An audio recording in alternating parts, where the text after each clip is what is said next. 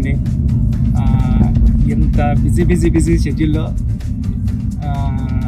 చిన్న రిలీఫ్ కోసం ఈ టెన్షన్స్ అన్నట్ల నుంచి నన్ను ఒక పర్సన్ వచ్చి డ్రైవ్ తీసుకొచ్చారండి.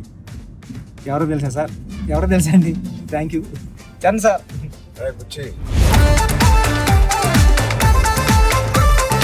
ఏం లేదు బుచ్చి, ఒకటి అడుగుతాను ఏం అనుకో కదా. చెప్పండి సార్. సరే మీరు అడిగితే ఏమనుకుంటారు సార్? నీ బైసెప్ మిస్ అవుతున్నాను సార్. ఆ రోజు చూపి ఒకసారి. ఓజీ ఎంత వైరల్ అయిపోయిందంటే నన్ను ఎవరు చూడలేదు ఆ మేకింగ్ వీడియో. చిరంజీవి గారి ముందు నువ్వు చూపించిన బైసెప్ ఓజీ పెద్ది అని కూడా అనౌన్స్ చేస్తుంది. హెల్త్ బాగుండాలి sir. Thank you sir. Sir నేను ఒక విషయం చెప్పాలి సార్. చెప్పండి సార్. నేను జిమ్ కి దిల్షునగర్లో చదువుకున్నప్పుడు, ఎంబీఏ చదువుకున్నప్పటి నుంచి నేను జిమ్ కి డబ్బులు కట్టాను సార్. కానీ వెళ్ళడం రావడం ఎప్పుడు అంత సీరియస్ గా తీసుకోలేదు కదా సార్. మిమ్మల్ని చూసిన తర్వాత పెద్దిలో మీ డెడికేషన్ చూసిన తర్వాత నిజంగా చెప్తున్నా సార్, మీ డెడికేషన్ చూసిన తర్వాత అరే చరణ్ సార్కి అన్నీ ఉన్నాయి సరే, హెల్త్ కోసం సినిమా కోసం ఇంత కష్టపడుతున్నారు, మనకి ఏం పని ఉంది అసలు? మనం కష్టపడి రోజు ఎక్సర్సైజ్ 40 minutes చేసుకుంటే బాగుంటుందని రీల్స్ లోని దాంట్లో చూసినప్పుడు నాకు అంత అనుకున్నాను కానీ సార్, ఎన్నో రీల్స్ సేవ్ చేశాను సార్, కానీ అంత ఇంపాక్ట్ క్రియేట్ చేయలేదు. నేను జిమ్ కోసం నేను సేవ్ చేసిన రీల్స్ చూస్తే సార్, ఆ రీల్సే నాకు తెలిసి ఒక నెక్స్ట్ జన్మ కూడా సరిపోతుంది రీల్స్ సేవ్ చేశాను సార్. కానీ మిమ్మల్ని చూసిన తర్వాత డెడికేషన్ చూసిన తర్వాత రోజు 40 minutes చేద్దారని మాత్రం చేస్తున్నా సార్. అసలు నువ్వు నన్ను పెట్టిన టార్చర్ కి ఆ బాడీలు రావడానికి, ఆ బాడీలు అన్ని రావడానికి ఒకటి క్రికెట్ బాడీ అడిగావు. క్రికెట్ సార్ అంటే క్రికెట్ బాడీ అంటే అసలు చాలా లీన్ గా మన తిలక్ వర్మ, హార్దిక్ పాండ్యా ఒక షర్ట్ వేస్తే ఎలా ఉంటుంది, ఇదే నాకు చెప్పింది, నాకు నరేషన్ అప్పుడు. అదొక బాడీ అడిగావు. కొన్ని రోజుల తర్వాత మళ్ళీ సార్ క్రికెట్ బాడీలో కూడా మీరు కొంచెం బండగా ఉండాలి. ట్రైబల్ వ్యక్తి ఎంత స్ట్రాంగ్ గా ఉంటాడో అది బాడీ బిల్డింగ్ చేస్తే వచ్చే స్ట్రెంత్ కాదు. అవును సార్. ఆడికి అలవాటుగా ఆ కొండలోని అట్లా తిరగడం వల్ల వచ్చిన బాడీ అన్నట్టు అదొకటి అడిగావు. అది అయిపోయిన తర్వాత సార్ మళ్ళీ సార్ కొన్ని రోజులు మళ్ళీ షూటింగ్ జరుగుతా ఉంటే సార్ ఏంటి సార్ నాకు ఆ లుక్ రావట్లేదు అంటావు. ఈ లుక్ షూట్ చేస్తే ఆ లుక్ ఎలా వస్తుంది?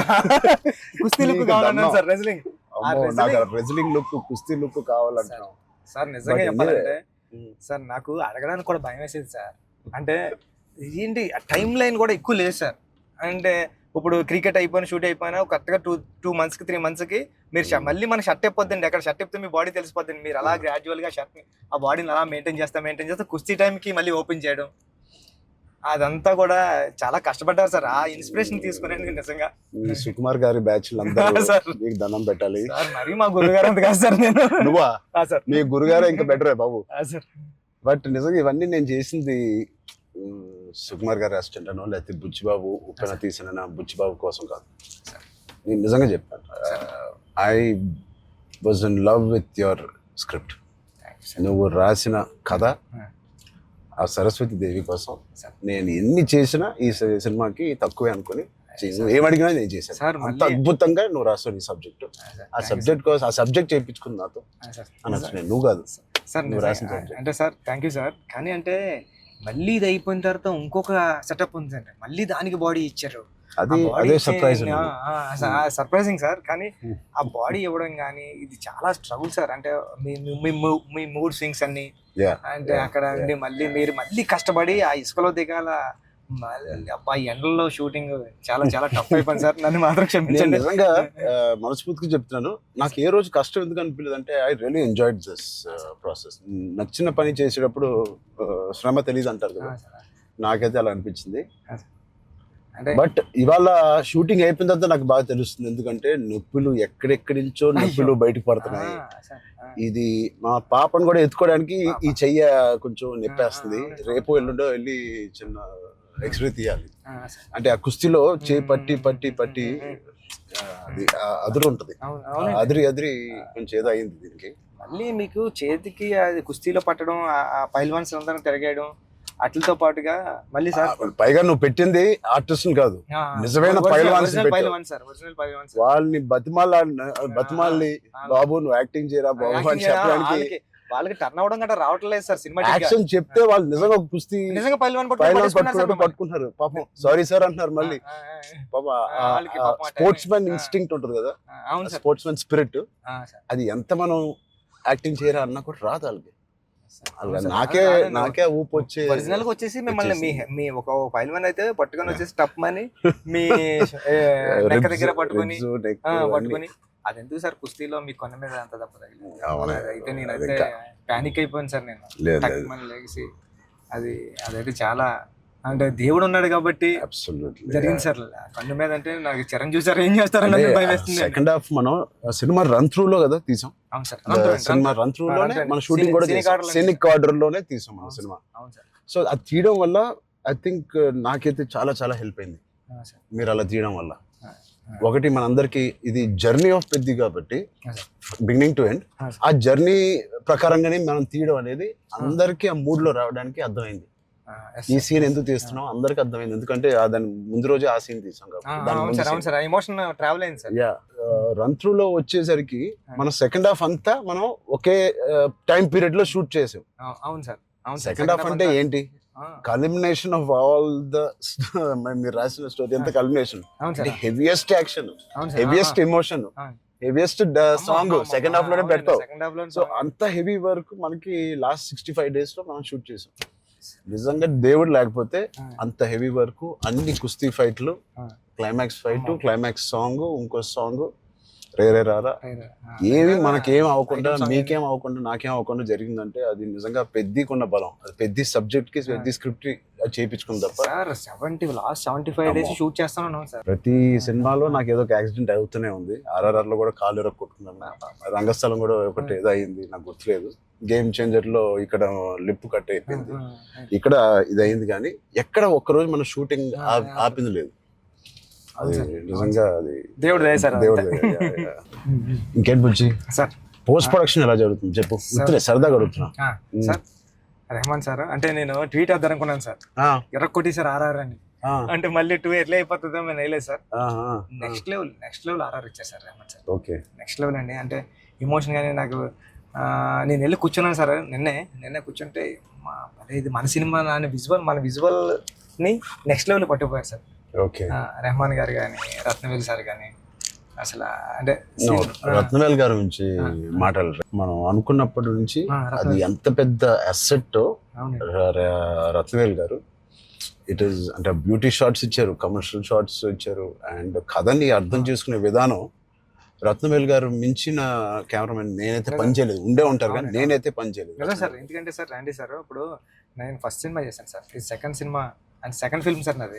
ఇంత పెద్ద కెమెరామ్యాన్ ఉండడం వల్ల నాకు చాలా పెద్ద సపోర్ట్ వచ్చింది సార్. రాండి సార్ లాంటి ఉండడం వల్ల నేను ఏమైనా మిస్టేక్లు చేసినా సరే ఇది కాదు ఇది చూసుకో ఒకసారి ఆలోచించుకొని వచ్చి చెప్పడం కానీ, బిగ్ బ్రదర్ దాంట్లో నో డౌట్ సార్. అంత ఆయన కరెక్ట్ చేయడం కానీ అవన్నీ నేను చూసేదాన్ని. ఒక్కొక్కసారి ఆయన నెక్స్ట్ లెవెల్ పట్టిపోయారు సార్, వచ్చి ఇలా చేద్దాం మనం అని. లైటింగ్ మాత్రం వేరే స్థాయిలో ఉంటది అసలు. సార్ మీకు చెప్పాలంటే ఢిల్లీ ఎపిసోడ్, ఢిల్లీలో ఎలా ఉన్నారంటే సార్ మీరు ఢిల్లీ ఎపిసోడ్ నాకు మిమ్మల్ని చూసిన ప్రతిసారి కళ్ళంటే నీళ్ళు వస్తా సార్. ఐ థింక్ నా ఫేవరెట్ ఎపిసోడ్ చెప్పొచ్చు లేదో తెలియదు ఇస్ ద ఢిల్లీ ఎపిసోడ్. అంటే నీ కథ మొత్తం నువ్వు ఇందాక 2 గంటలన్నర కథ లేదా 3 గంటల కథ, ఆ ఢిల్లీ ఎపిసోడే మీ కథ. అవును సార్. ఢిల్లీ నేను ఢిల్లీ ఎడిటింగ్ రూమ్ లో చూసిన ప్రతిసారి మీకు కాల్ చేశాను సార్. నవీన్ అంటున్నారండి, ఎడిటర్ నవీన్ ఏమన్నాడంటే అండి, నవీన్ అన్న వచ్చి నువ్వు చూసిన ప్రతిసారి 20 వరకు కాల్ చేస్తున్నావని. అంటే దాంట్లో ఫ్రేమ్ తీసి కట్ చేద్దామన్నా సరే నాకు భయం వేసి ఇది తీద్దామా లేకపోతే ఇది ఒక్కటే తీసేద్దామా అంటే, నువ్వు ఒకసారి గుర్తుపెట్టుకో ఈ విజువల్ చూసిన ప్రతిసారి నువ్వు రామ్ చరణ్ సార్ కాల్ చేసావు, నువ్వు ఎలా చేస్తావు ఇది అంటే అవునా అయితే తీనని మళ్ళీ దాన్ని హోల్డ్ చేసి దాని బిఫోర్ ఎక్కడ కట్ చేశాను కానీ ఢిల్లీ కట్ చేయలేదు సార్. ఢిల్లీ ఎపిసోడ్ నాకు సినిమాలో నాకు ఫేవరెట్ ఎపిసోడ్. అవును సార్. ఢిల్లీలో అప్పుడు టెంపరేచర్ కూడా చాలా చలండి, పక్కన షూటింగ్ చేయడానికి కూడా అవన్నీ క్లైమేట్ కూడా కంట్రోల్ లేదు సార్. బట్ ఎపిసోడ్ మాత్రం ఎలా షూట్ చేయాలని అనుకున్నాను. ఆ ఒక్క ఎపిసోడ్ కి రాండీ గారికి 100% ఇచ్చారు సార్. అందుకని దాన్ని వైడ్ రేంజ్ ఫ్రేమ్స్ తో స్పాన్ కానివ్వండి, అంత కలర్ టోన్ కూడా ఢిల్లీ దగ్గర కలపలతో ఫిల్మ్ కలర్ టోన్ మార్పు సార్. లుక్ అండ్ ఫీల్ కూడా మొత్తం అంతా ఢిల్లీ ఎపిసోడ్ లోనే ఒక వ్యవసాయం ఉంటది కాబట్టి మన సినిమాలో కానీ ఎమోషన్ అంతా హోల్డ్ చేయడం కానివ్వండి. వచ్చే ట్విస్ట్ ఆ, will be the biggest twist in the అవును whole సార్, film. అవును సార్, అవును సార్. అది ఎలా రాసావో నాకు తెలియదు. సార్ నేను ఉప్పెనలో నువ్వు రాసిన ఆ పాయింట్ కన్నా సార్ ఇది ఇంటూ 100. అవును సార్. సార్ నేను అది చెప్పాలనుకున్నప్పుడు కూడా అంటే ఒక స్టార్ హీరోకి అలాంటి పాయింట్తో ఎలా వర్కౌట్ అవుతుంది అన్న థింగ్ ఉంటూ కూడా సార్ అక్కడే హీరోయిజం ఒక ఒక 50 టైమ్స్ పెరిగిపోతుంది సార్. అలాంటి సిచ్యువేషన్లో హీరోయిజం పడిపోతుందండి. అలాంటి సిచ్యువేషన్లో ఈ కథలో అలా సెట్ అయింది సార్. హీరోయిజం నెక్స్ట్ లెవెల్కి వెళ్ళి కూర్చుంటారు సార్ అక్కడ. చాలా కన్విక్షన్ తో రాసావు. అది అందరిలో ఎక్కిపోయింది నీ కన్విక్షన్. షార్ట్ లో నువ్వు నాకు ఇంకా గుర్తు, మా ఇంటికి 3 years back వచ్చింది సార్. అవును సార్, బాగా గుర్తుంది సార్ మీకు. సార్ నువ్వు నేను సుకుమార్ గారు కూర్చుని కథ అని డిసైడ్ చేసిన రోజు నువ్వు ఎలా చెప్పావంటే కదా 2.5 hours నాకు ఇంకా గుర్తుంది. 2 hours 40 minutes 45 minutes. అవును సార్. కింద మంచి మ్యాట్ అన్ని వేయించి కిందే కూర్చుంటాను. మీరు కింద దిగిపోయారు సార్. మీరు కింద కూర్చున్నారు. అన్ని సీన్ పేపర్ వేసి dialogue to dialogue, scene to scene, run through తో సీన్ ఆర్డర్ తో నువ్వు నాకు ఎక్స్ప్లెయిన్ చేసాను. నేను ఫస్ట్ మెస్పరైజ్ అయిపోయాను. నా వైపు ఎక్కువ తలెత్తి కూడా సీన్ వైపు కదా చూసి కూడా నువ్వు చదవలేదు. తలెత్తి నాతోనే మాట్లాడావు మొత్తం. అంతలాగా నీకు ఎవ్రీ డైలాగ్ గుర్తిపోయింది. నువ్వు ఎన్ని సంవత్సరాలు రాసావు ఈ సినిమా నాకు తెలియదు కానీ ఫోర్ ఇయర్స్ ఉప్పిన తర్వాత డెవలప్ చేసావు. నువ్వు నరేట్ చేసిన గ్రిప్పింగ్ గా నరేట్ చేసిన విధానం కానీ నేను మెస్పరైజ్ అయిపోయాను. అసలు ఏ కథ చెప్తున్నాడు తర్వాత చెప్పిన విధానానికి నేను సార్. నాకు డౌట్ సార్, కథే అంటే అక్కడ రామ్ చరణ్ సార్ కాదు, బుచ్చిబాబు కాదు, అంటే కథే అంటే కథను నమ్మిన డైరెక్టర్గా నేను వచ్చాను సార్.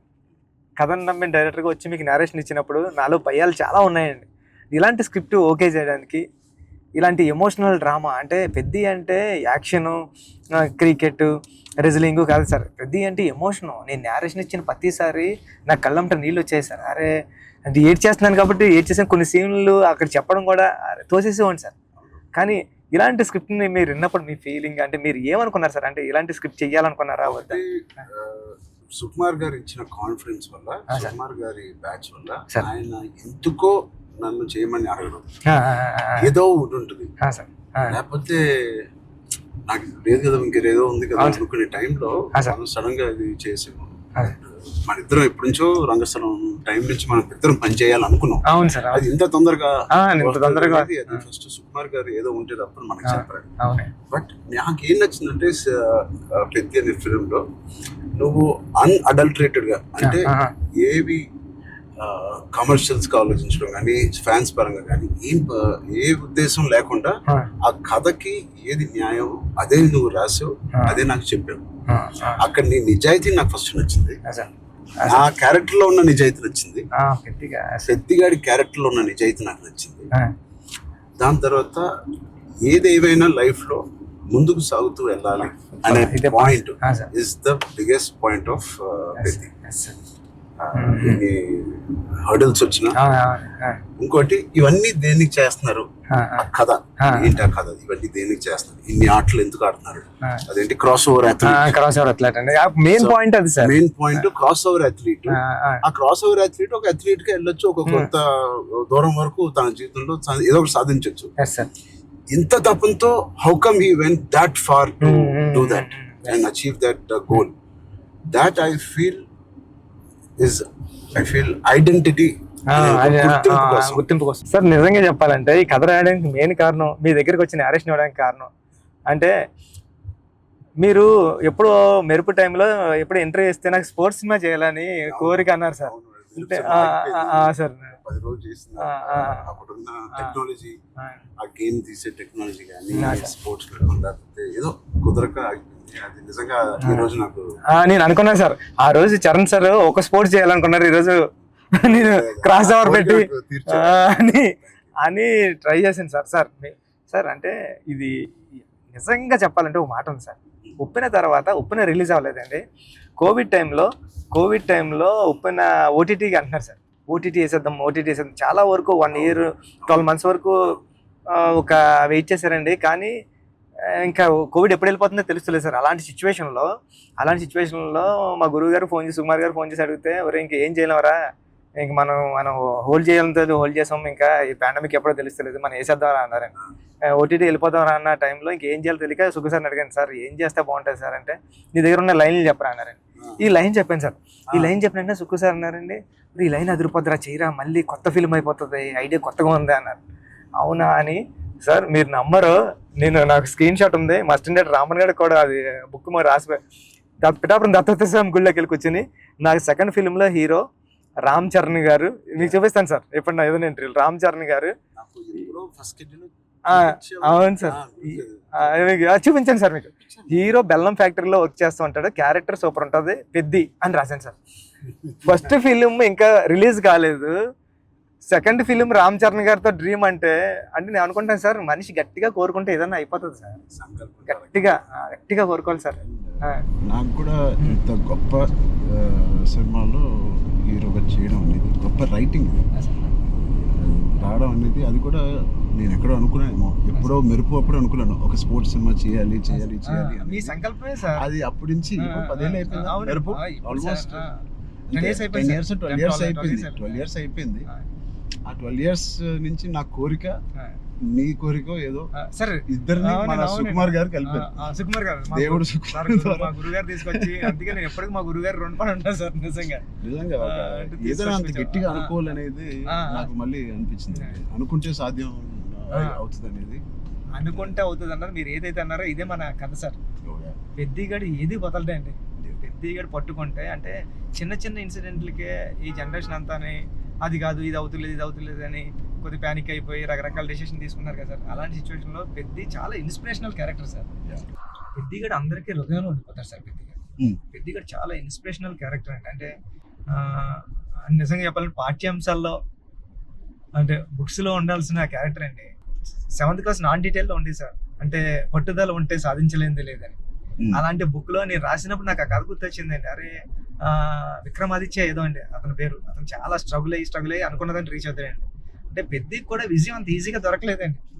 పెద్ది చాలా స్ట్రగుల్ అవుతా తన విజయాన్ని, తన డెస్టినేషన్ ని, తన గోల్ ని రీచ్ అవ్వగలిగాడు కానండి అంత ఈజీగా. ఈ జనరేషన్ చిన్న వాటికి కొద్దిగా ప్యానిక్ అయిపోయి అది కాదు ఇది కాదు అంటారండి.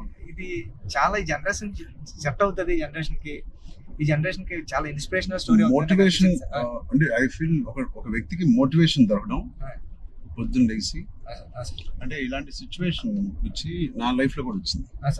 ఇది వాళ్ళ జనరేషనే కాదు, కోవిడ్ టైంలో అందరికీ ఒక రకంగా కొట్టింది కదా కోవిడ్. మానసికంగా కొట్టింది, హెల్త్ పరంగా కొట్టింది, ఫైనాన్షియల్ గా కొట్టింది, ఈ వేరే రకాలుగా కొట్టినాయి. నాకు కూడా ఒక రకంగా కొట్టింది. And it was very low phase అవన్నీ అను, కానీ ఇట్ ఈస్ అంత స్ట్రాంగ్ వర్డ్స్ నేను వాడట్లేదు, కానీ ఒక కన్ఫ్యూజ్డ్ స్టేట్ లో ఉండేవాళ్ళం. అంటే అప్పటికి RRR మధ్యలో మీకు కూడా సార్, నాకు కూడా RRR 30-40% అయిన తర్వాత ఆ బ్రేక్ పడింది, అయితే 50% తర్వాత ఆ బ్రేక్ పడింది. పీక్ లో నా ట్రైలర్ రిలీజ్ అయింది, అంటే అంత పీక్ బాడీ లో RRR స్టాప్ అయింది. సో ఏం చేయాలి, జిమ్ నేను ఒక అపార్ట్మెంట్ లో ఉండేవాడిని అప్పుడు. దాని తర్వాత ఇప్పుడు ఇంటికి షిఫ్ట్ అయ్యాను కదా. సో అక్కడి నుంచి అసలు ఉన్నారా, మన చుట్టూ ఉన్న వ్యక్తులు ఒక్కొక్కరు చనిపోవడం చూసి ఆ ఉపాసన ఇంట్లో ఉండడం వల్ల ఆ హాస్పిటల్ కాల్స్ విని నేను ఇంకా ఆఖరికి నా హోమ్ థియేటర్ లో కూర్చొని టీవీ చూస్తూ ఉండేవాడిని. పక్కన ఆవిడ అక్కడ ఉండేది, అది వినలేక నేను ఒక్కడనే ఉండలేక, బికాస్ ఆవిడతో ఉంటే ఏదో ఒక కాలక్షేపం ఉండేది. హోల్ కోవిడ్ నువ్వు నమ్మవు, ఉపాసన ఒక రూమ్ లో తన కాల్స్ పాపం తన అందరు పేషెంట్స్ ని డైవర్ట్ చేయడం అవన్నీ చూస్తా ఉంది. నేను ఇంకో రూమ్ లో అలోన్ గా ఆల్మోస్ట్ ఫ్యూ మంత్స్ నేను ఒక్కనే ఉండేది. అది నాకు గట్టి కొట్టేసింది. అంటే ఒంటరిగా ఉన్నప్పుడే మీకు థాట్స్ వస్తాయి, అది ఓవర్ గా నువ్వు అన్ని రోజులు ఒంటరిగా ఉన్నప్పుడు ఆ థాట్స్ వేరేగా మారుతాయి. అలా మారినప్పుడు నేను మానసికంగా కొంచెం లో అయ్యాను. ఆ టైంలో నాకు తెలిసి తిరిగి కోవిడ్ రీఓపెన్ అవుతున్నప్పుడు, ఏవో చాలా ఇష్యూస్ ఉన్నప్పుడు నాకు రాజమౌళి గారు నీకు ఫోన్ చేశాను. రాజమౌళి గారికి ఫోన్ చేసి, సార్ ఒకసారి కలవాలి మిమ్మల్ని అంటే ఆయన వచ్చారు. ఏం చేయాలంటే మళ్ళీ షూటింగ్ స్టార్ట్ అవుతుంది, నాకు అదే జోష్, ఏదైతే షూటింగ్ మనం ఆపామో టైంలో నాకున్న జోష్ అది రావట్లేదు సార్. నాకు ఏంటో అర్థం కావట్లేదు. ఇంత పెద్ద సినిమా, ఇంత పెద్ద డైరెక్టర్తో నేను చేస్తున్నాను, ఏమవుతుంది నాకు, ఎందుకు నాకు మోటివేషన్ రావట్లేదు అంటే, ఆయన చెప్పిన మాట ఇవాళ వరకు I have kept it in my heart. ఎప్పుడైనా చరణ్, అది మోటివేషన్ ఏదో ఒక పెద్దది వస్తేనే రాదు. దీనికన్నా పెద్దది ఏముంటుంది, RRR కన్నా పెద్దది మోటివేట్ చేయడానికి. అయినా నాకు రేపు పొద్దున లెగిసి వర్కౌట్ చేసి మీ షూటింగ్ కి రావాల్సిన మోటివేషన్ నాకు రావట్లేదు. అందం ఏంటి నేను. సో చరణ్ అలా కాదు, షూటింగ్ ఇంకా 20 days టైం ఉంది. ఇంకో 20 days లో లాక్డౌన్ ఓపెన్ చేస్తున్నారు, ఫస్ట్ లాక్డౌన్. సో నీకు 20 days టైం ఉంది. ఒక పని చెయ్యి, స్టార్ట్ స్మాల్. ఈ రోజు నేను ఇవాళ లెగిసి ఏదో ఒక పని అనుకోవాలి, ఆ పని కోసం నువ్వు లెగాలి, ఆ పని దొరకాలి. ఆ పని ఏంటి, ఏమి లేదు ఇప్పుడు కోవిడ్ లో. ఆ పని ఏముంటది, ఎక్కడికి ఎలా ఉండదు. నా బెడ్రూమ్ ద బెస్ట్ బెడ్రూమ్, అంటే క్లీనెస్ట్ బెడ్రూమ్ ఇన్ జూబ్లీహిల్స్ లాగా మార్చాలి. అంటే ఎవ్రీ కార్నర్ క్లీన్ చేసుకోవడం, అంటే అదే పని. ఇంకా ఒక పని వెతుక్కోవడం అనమాట, ఒక కారణం వెతుక్కోవడం ఆ రోజు లెగడానికి. ఇవాళ లెగిసి జూబ్లీహిల్స్ లో నా రూము, నా ఇల్లు ద బెస్ట్ క్లీనెస్ట్ హౌస్ గా ఎలా మార్చాలి. స్టీమింగ్ చేస్తానా, లేకపోతే కడుగుతానా, లేకపోతే క్లీనింగ్ చేస్తానా, ఎప్పుడెప్పుడు నుంచో ఉన్న బట్టలన్నీ తీసి పడేస్తానా, అది. లేదా నా garden should be the best garden in Jubilee Hills. ఆ ప్లాంట్స్ ని, ఆ కలుపు మొక్కలు తీసేయడం అన్ని నేను చేసి ద బెస్ట్ గార్డెన్ అని నేను నిరూపించుకోవాలి. చిన్నదైనా పెద్దదైనా. క్యూట్ గా ఒక బాల్కనీలో ఉన్న అపార్ట్మెంట్ అయినా the best apartment balcony in the whole apartment గా ఎలా చేయాలి.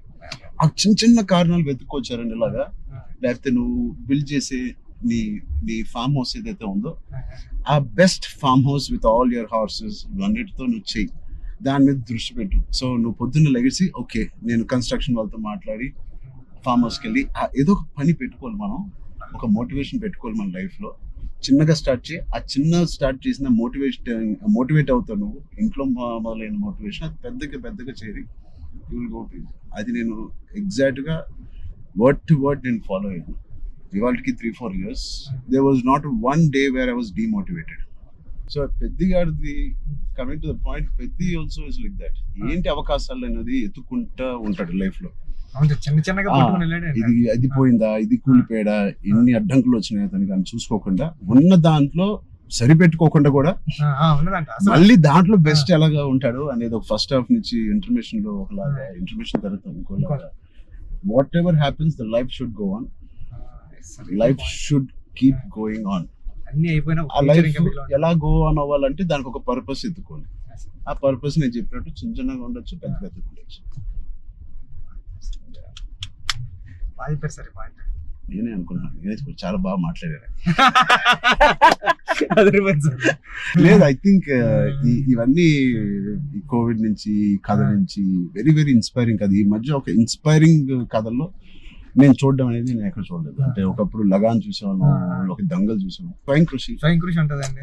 అంటే సార్ ఇది ఉంటూ అంటే ఎక్కడ కమర్షియలైజ్ తగ్గదు సార్ పెద్ద.